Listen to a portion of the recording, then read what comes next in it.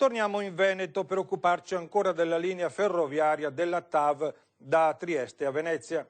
Sabato mattina in Piazza Indipendenza a San Donà di Piave confluiranno decine di trattori e circa 600 persone tra agricoltori della zona e ambientalisti per protestare contro il tracciato basso della TAV. Dopo l'incontro con tutti i sindaci dei territori interessati, la Giunta provinciale di Venezia si è riunita per l'esame della proposta di delibera in Consiglio proprio sul progetto TAV.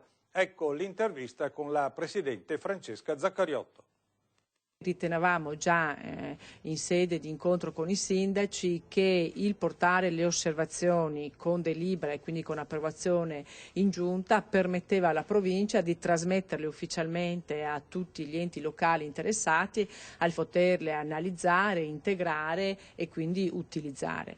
Fino a questo momento, ripeto, la Regione non ha inoltrato alcun tipo di risposta alla nostra lettera che avevamo mandato il 20 di gennaio per il rinvio dei termini e quindi noi siamo per sollecitare le amministrazioni locali a rispettare i tempi del 19 febbraio per la presentazione delle osservazioni. Però tutti i sindaci nella zona di pianura interessata dalla TAV, Torre di Mosto, Musile, tutti hanno qualcosa da ridire?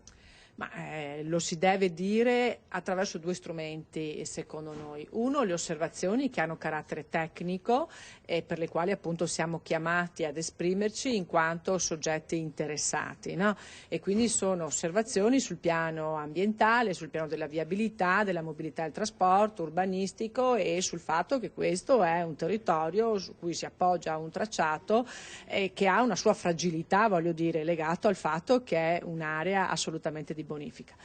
L'altra invece è la questione legata alla opportunità o meno di seguire questa ipotesi progettuale e un'altra osservazione che noi facciamo è che la comparazione che la provincia dovrebbe fare andrebbe fatta su più ipotesi progettuali e noi non siamo nelle condizioni per poter dire è più interessante questo tracciato anziché un'altra, quindi esprimiamo le osservazioni su queste, però poi ci riserviamo con una mozione da presentare in Consiglio provinciale quella che è la posizione della provincia riguardo di questo tracciato.